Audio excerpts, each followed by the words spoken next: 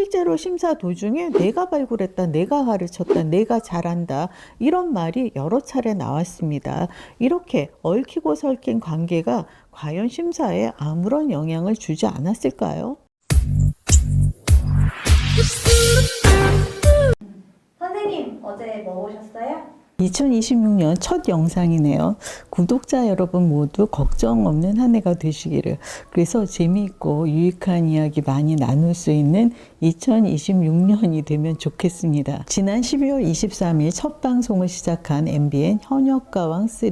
제가 이 프로그램을 보는 이유는 청소년 참가자가 있기 때문이에요.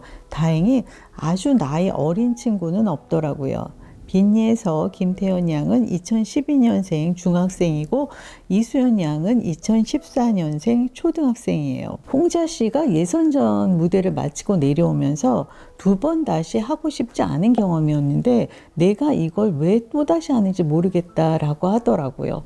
어른도 그토록 힘겨워하는 걸 왜 어린아이에게 시키는 걸까요? 그것도 존중받지 못하는 환경인데 말이죠. 더욱이 트로트는 대부분의 가사 내용이 아이들에게 적절치 않잖아요. 제가 TV조선 미스 트로트 당시에 그 시청자 투표에서 1위를 달리다가 준결승에서 탈락한 전유진 양에 관한 영상을 올린 적이 있어요. 전유진 양의 실력이 부족했다는 건 말이 안 되고요. 뭔가 다른 이유가 있었겠죠. 오디션 프로그램을 좋은 경험이었다고 넘기기에는 청소년에게는 득보다는 실이 훨씬 많다고 봅니다. 미스터 트롯 때도 그 정동원 군이 탑7에 오르기는 했으나 어느 정도 성장을 할 때까지는 되도록이면 활동을 줄이는 편이 좋겠다라고 제가 영상에서 얘기를 했어요. 그때 왜 그런 소리를 하느냐 댓글로 나무라는 분들이 많으셨습니다. 그런데 저는 지금도 생각이 같습니다. MBN이 지난해 여자 어린이 오디션 프로그램 언더 15을 기획했다가 무산된 바 있고 비슷한 기획을 일본에서 추진하려고 했다는 이야기도 들립니다. 언더 15과 그 전유진 양을 탈락시킨 미스트롯2 그리고 이번 현역가왕 3 다 같은 제작진이에요. 어린아이를 상업적으로 활용할 수 있는 구조라는 걸 너무나 잘 알기에 끝까지 예의주시하려고 합니다. 참가자들이 첫 선을 보이는 예선전에 마녀심사단이 등장했어요. 10분의 그 활동 연차를 모두 합하면 418년에 달한다고 합니다. 스산한 분위기의 마녀심사단, 그 타이틀에 걸맞게 0점도 나오고 1점도 나왔습니다. 0점인즉 10명 중에 단 한 사람도 버튼을 누르지 않았다는 뜻입니다. 경연 프로그램에서 0점은 처음 봐요. 제작진이 전혀 개입을 하지 않았다는 증거인지 아니면 화제성을 노린 연출인 건지 솔직히 잘 모르겠더라고요. 첫 무대가 금잔디 씨였는데요. 유진아 씨의 심사평이 이렇습니다. 금잔디가 예전에 살이 많이 쪘었다. 그러다가 살을 빼서 보기 좋았는데 나중에 보니까 다시 쪘더라. 오늘 보니까 다시 많이 뺐다. 그래서 뭐든 할 수 있다고 생각을 했다. 근성을 강조하고 싶었던 모양인데 경연 프로그램의 그 첫 번째 심사평으로는 적절치가 않죠. 전문적인 심사평을 기대하기가 어렵게 만들잖아요. 시작부터. 그런가 하면 현숙 씨의 경우 한 차례도 마이크를 잡지 않았어요. 편집일까요? 대신 옆자리에 앉은 최진희 씨에게 계속해서 자신의 의견을 전달합니다. 음정이 안 맞는다, 흔들렸다, 설리겄다 이런 이야기를 계속해요. 현숙 씨의 그 심사위원 점수 여러분은 몇 점을 주시겠어요? 마녀심사단은 노래 실력만큼은 토를 달 수 없는 분들이죠. 하지만 한 가지 의문이 들었어요. 오래오래 활동을 한 만큼 참가자들과 이런저런 인연으로 얽힌 분들이 적지 않을 거잖아요. 실제로 심사 도중에 내가 발굴했다, 내가 가르쳤다, 내가 잘 안다는 말이 여러 차례 나왔습니다.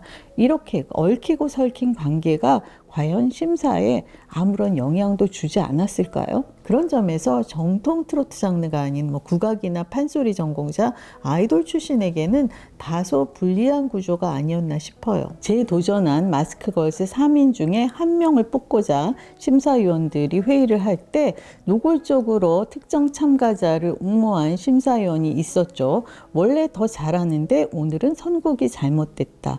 이 말을 듣고 정훈이 씨가 바로 일가를 합니다. 오늘 선곡을 잘했어야지 다른 데 가서 있어 쓸데없이 선곡 잘하면 뭐해. 이 말이 정답입니다. 장하온 씨가 트로트 무대에서는 드물게 댄스 브레이크를 선보였는데 무대를 다 마친 뒤에 못 보여드린 부분이 있으니까 30초만 시간을 달라고 호소했어요. 이 말을 듣고 정훈이 씨가 단호하게 말을 합니다. 동네 노래자랑이라 할지라도 다시 하는 경우는 없다. 처음이 마지막 찬스다. 이 또한 정답이죠. 정훈이 씨가 용두산 엘레지를 부른 진솔이 양에게도 맵디 매운 조언을 했어요. 아직 애기애기한 참가자였는데요. 가사의 뜻을 알고나 부르는지 모르겠다. 너무 옛날 노래다. 트렌디한 곡을 불렀으면 좋았을 텐데 라고 합니다. 심사위원석이 술렁이더라고요. 말이 너무 심한 거 아니냐고. 하지만 요지가 분명하잖아요. 아직 나이 어린 참가자가 이 가사의 의미를 온전히 소화하기는 어렵다는 점. 그래서 앞으로는 자신의 감정을 제대로 실을 수 있는 그런 곡을 선택하라는 조언이었습니다. 용두산 엘레지의 가사를 읊조려 보시면 정훈이 씨가 말한 그 의미를 아실 수 있을 거예요. 가장 나이 어린 그 11살짜리 이수연 양에게 혹여 상처를 주면 어쩌나 제가 아주 마음이 조마조마했어요. 그런데 정훈이 씨가 오히려 할머니 울려도 되느냐 하고는 그 한국을 대표하는 가수가 되기를 바란다고 진심으로 격려를 하더라고요. 정수라 씨 역시 순수한 가사와 때묻지 않은 감성이 만나면 감정이 극대화된다고 칭찬을 했고요. 정수라 씨가 김태현 양에게 변성기를 겪고 이를 극복한 점을 짚어주는 그 장면도 인상적이었습니다. 그런데 2회에 마녀 컨셉이 어이없게 무너집니다. 뒷줄의 마녀들이 일어나서 춤을 추더니만 아랫줄까지 내려와서 심사위원들에게 버튼을 누르라고 독려를 했거든요. 아래줄 심사위원들이 난감해 하더라고요. 심사위원이 다른 심사위원에게 투표를 요구하는 장면, 이거 참 보기 드문데요. 장은숙 씨가 점수를 주지 않아서 9점에 그친 그 아쉬운 참가자가 여러 명 있었는데요. 격렬한 퍼포먼스를 펼친 참가자에게 2절에서 음이 흔들리더라. 그 플랫이 돼서 아쉽다. 이렇게 지적하는 부분, 뭐지 싶었지만 그건 장은숙 씨의 기준이고 소신이겠죠. 차지연, 이수연, 솔지, 김태연, 홍자 씨가 올인정 10점으로 본선에 직행했고요. 심사위원들의 회의를 거쳐서 방출자가 결정이 됐습니다. 강예슬 씨가 0점이었고 류현주 씨가 1점인지라 방출이 납득이 되지만 반가일 씨의 방출은 의외였어요. 진부하다. 어떤 곡을 불러도 같을 것이다. 옛날 창법이다. 심사위원들 사이에서 이런 지적이 나오더라고요.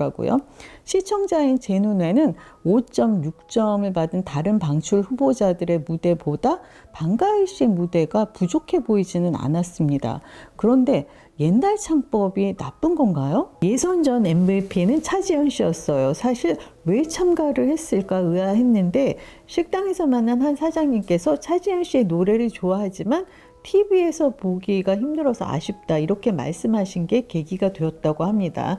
뮤지컬은 직접 가서 봐야 하고 표가 좀 비싸잖아요. 그 이야기를 듣고 나니까 참가한 이유가 충분히 이해가 되더라고요. 숙행 씨가 사생활 논란으로 하차하면서 예선전 그 참가자 29명 중에 25명이 본선에 진출했어요. 본선부터는 마녀심사단이 아닌 새로운 마스터들이 등장해요.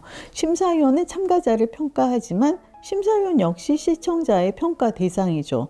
어느 순간 오디션 프로그램의 성패를 가르는 요소 중에 하나가 심사위원이 됐어요. 심사평이 지나치게 독하면 화제는 될지언정 시청자의 질타를 피하기 어렵다 보니 몸을 사리는 경우도 많아졌는데요. 이번 마녀심사단에는 이도 저도 아닌 사실상 유구무원인 분들도 있었습니다. 노래에 빠져서 버튼을 누르지 못하는 사태가 이번에도 속출했고요. 3회부터 새로이 등장할 마스터들 부디 공정성을 잃지 않기를 바랍니다. 한 사람의 운명을 가리는 중차대한 자리예요. 공정할 자신이 없다면 양심을 버릴 바에는 차라리 그 자리에 앉지 마세요.